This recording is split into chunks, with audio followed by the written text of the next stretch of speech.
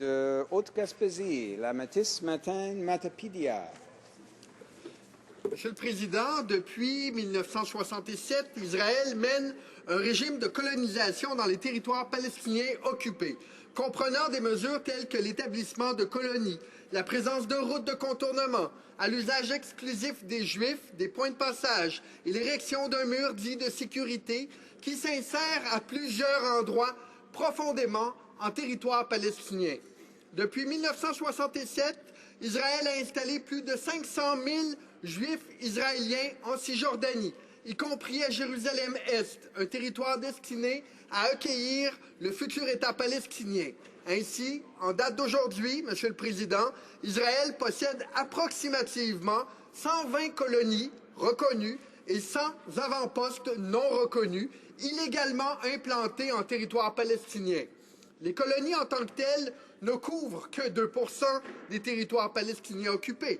Toutefois, en comptant le réseau de routes réservé aux Israéliens, les bases militaires, les zones tampons autour des colonies et celles de chaque côté du mur, des zones totalement inaccessibles aux Palestiniens, près de 40% de la Cisjordanie est sous le contrôle israélien.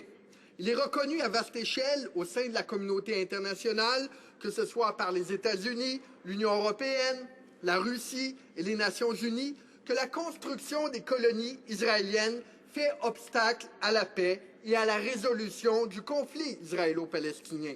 La construction de colonies sur des terres palestiniennes crée un état de fait qui rend de plus en plus difficile, tant d'un point de vue logistique que politique, la mise en place d'une solution à deux États. Il s'agit là, Monsieur le Président, d'une stratégie de facto qui permet aux autorités d'ancrer les peuplements illégaux de colons et de déclarer par la suite que le déracinement de ces populations serait injuste et irréalisable, tant d'un point de vue politique que d'un point de vue logistique.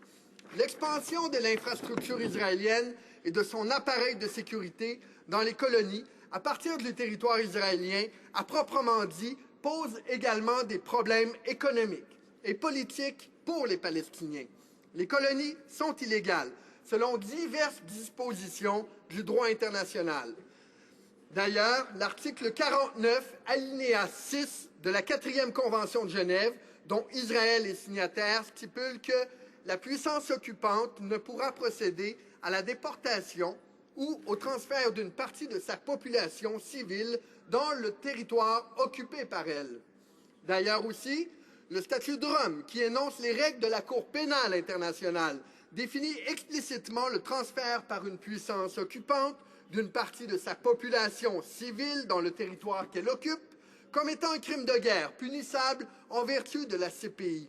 En 2004, Monsieur le Président, la Cour internationale de justice a statué formellement que les établissements israéliens en territoire palestinien occupé, y compris à Jérusalem-Est, étaient contraires au droit international.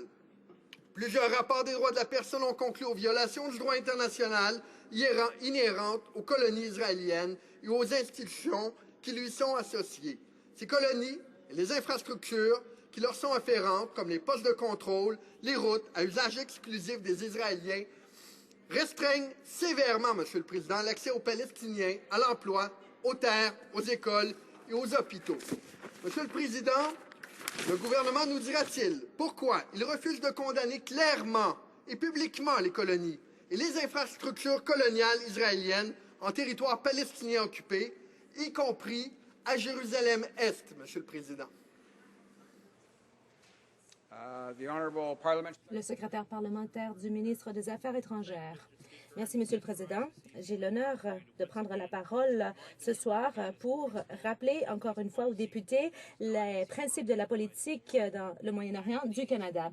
En fait, les Canadiens peuvent être fiers de notre politique axée sur des principes et comme le ministre des Affaires étrangères l'a dit, le Canada a été et continue d'appuyer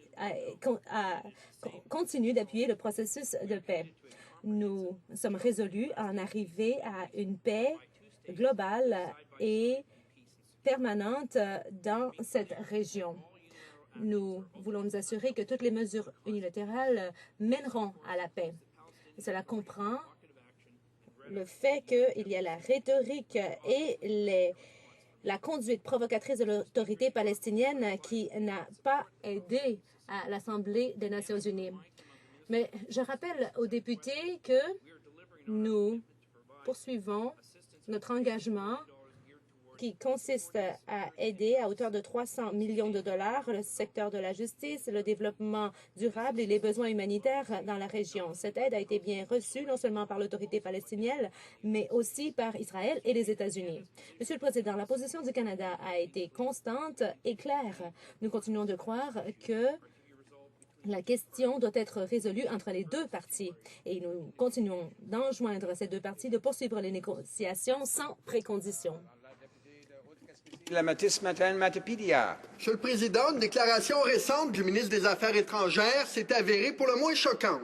Lors du dernier congrès annuel de l'American Israel Public Affairs Committee, au début du mois, Monsieur le ministre a affirmé que l'autorité palestinienne s'exposerait à de graves conséquences. Une remise en question probable de l'aide versée par le Canada si elle portait plainte contre Israël auprès de la Cour pénale internationale au sujet des colonies en Cisjordanie.